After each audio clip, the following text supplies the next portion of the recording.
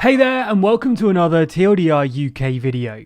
You might know that each week we do a series called This Week in Parliament, where we run down what's been happening in the House of Commons and Lords to understand what's really going on in there. We released the latest episode recently, running through the extension of the government's emergency COVID powers and the select committee chairs grilling the Prime Minister.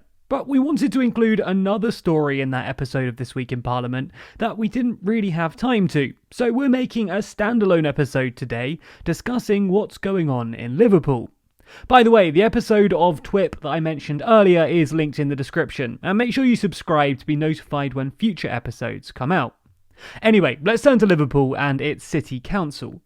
In normal circumstances, the UK operates on a system of local governance. Locally elected officials, mayors and councillors all come together to form councils or local authorities. These councils tend to have authority and in turn responsibility on the likes of planning permission, leisure services, housing, the collection of bins, that kind of thing. The issue being that parts of Liverpool City Council have landed themselves in hot water recently. In early December, Liverpool's Mayor Joe Anderson and 4 other men were arrested and then released on bail amid claims and allegations of fraud, bribery, corruption, conspiracy to commit misconduct in a public office, and witness intimidation. Claims obviously strongly refuted by those involved. But while the men are no longer on bail, Merseyside police said that the matter remained under investigation. This nonetheless led to a best value inspection being ordered by Secretary of State for Housing, Communities and Local Government, Robert Jenrick. A best value inspection, as the name suggests, is a quite wide-sweeping investigation into local government and their options to ensure that things are being run well, with particular note of 3 core aspects: the economy, efficiency and effectiveness. The findings of this inspection were finally presented to the House of Commons by Jenrick on Wednesday. Merseyside police have been carrying out an investigation involving a significant link to Liverpool City Council. It paints a deeply concerning picture of mismanagement, the breakdown of scrutiny and accountability, a dysfunctional culture putting the spending of public funds at risk and undermining the city's economic development. The report identifies multiple apparent failures by Liverpool City Council in complying with its best value duty. As a whole, the report is unequivocal that Liverpool City Council has failed in numerous respects to comply with its best value duty. It concludes that the Council consistently failed to meet its statutory and managerial responsibilities, and that the pervasive culture appeared to be rule avoidant. Following the self-described fundamental failures of the council, Jenrick went on to propose a statutory intervention package, consisting of the appointment of independent commissioners in certain failing areas of the council for 3 years. I'm also proposing that the Council will, under the oversight of the Commissioners, prepare and implement an improvement plan. Within 6 months, to approve a suitable officer structure, providing sufficient resources to deliver the Council's functions in an effective way, including the improvement plan and its monitoring and reporting. Within 12 months, to review and change the Council's constitution. Within 24 months, to conduct a review of the roles and case for continuing with each subsidiary company of Liverpool City Council. I hope and expect Liverpool City Council to take the lead in this path to improvement. However, given the gravity of the inspection findings, I must consider what would happen if the Council fails to deliver the necessary changes at the necessary speed.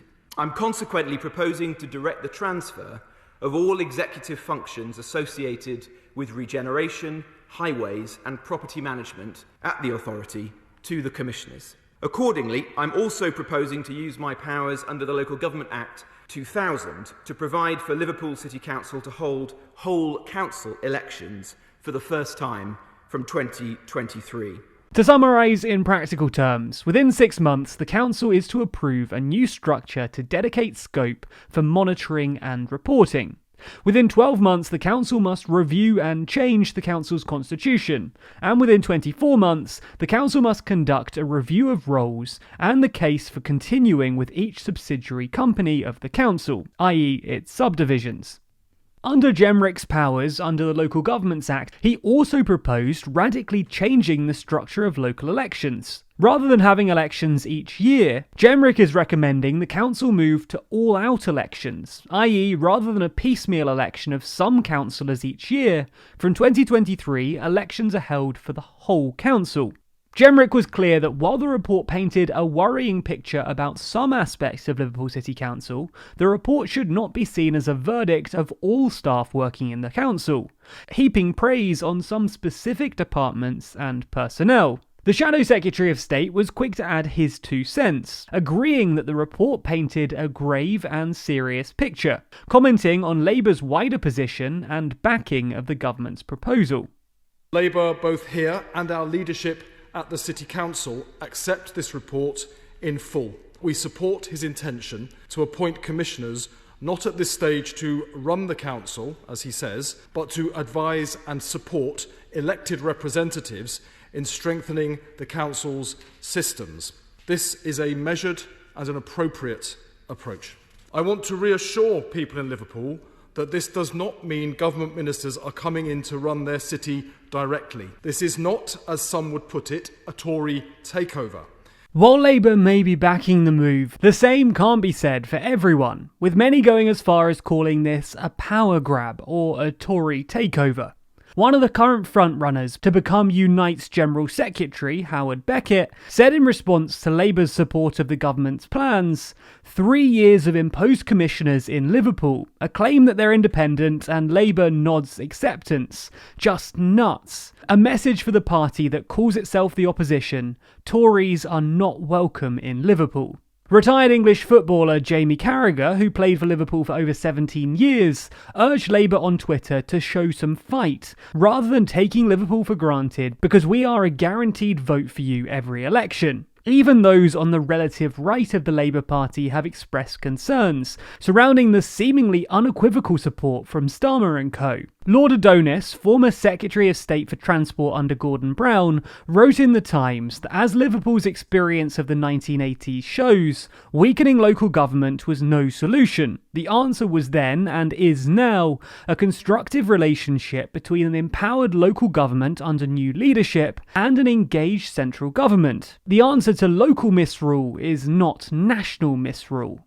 Anyway, Liverpool marks only the 5th time ever that a statutory intervention into local governance has occurred, with interventions in the past never being done on the scale of a city the size of Liverpool.